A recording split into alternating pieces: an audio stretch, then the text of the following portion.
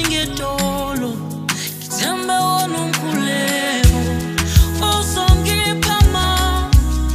Jesu hlezuna impilo yami ayipheli la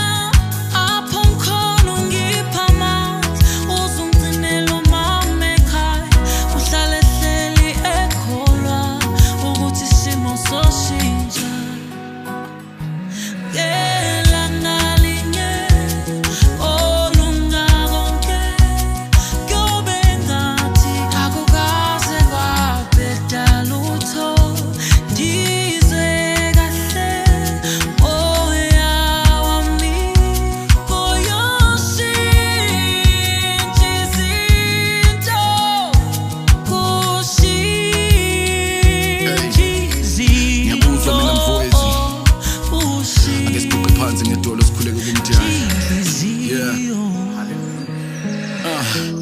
Ngicabanga icindezela iphepha ngomzizi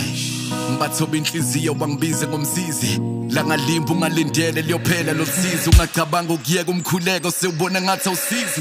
baba ngisiza isikhalo sami kulesizwe basizwe ngiyavuma sizoni mabesibizele inkonzweni asizi nokwenyanga kuyohlala inyangana kwandusisi sikhohlo ukukhuleka kumdala thumela ingelosi kithi isibonele esihle kithi wena mduduze konke eqala ushaya isiginci ngaphandle komuzi wasukhalisa lesidingo singakulethela umuzi sibonge kumagoya no Big Zulu abaphili vele kuwe nawe mdaka mama ngiyacela ithemba ungalahli okwabantu abansunda kaze kwalula ngiyazi ukuthola kwethu amandla kumele siqale sibheke emuva kepha ukubheka kwethu emuva ikona kuyosilethela ifuture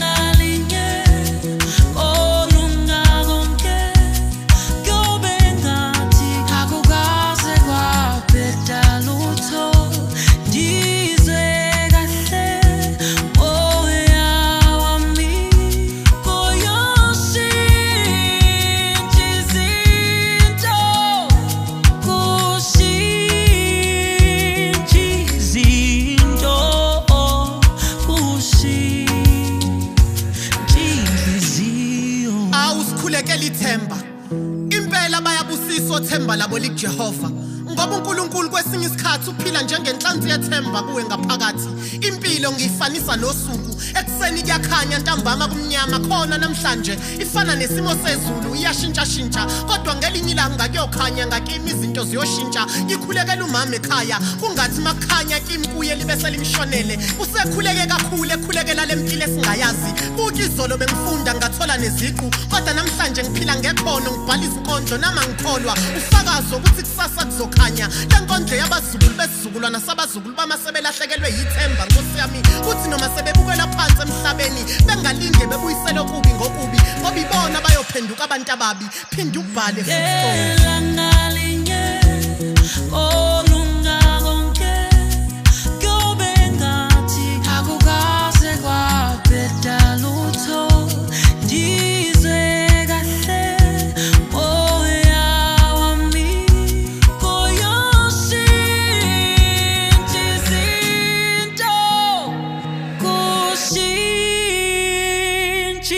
Zinto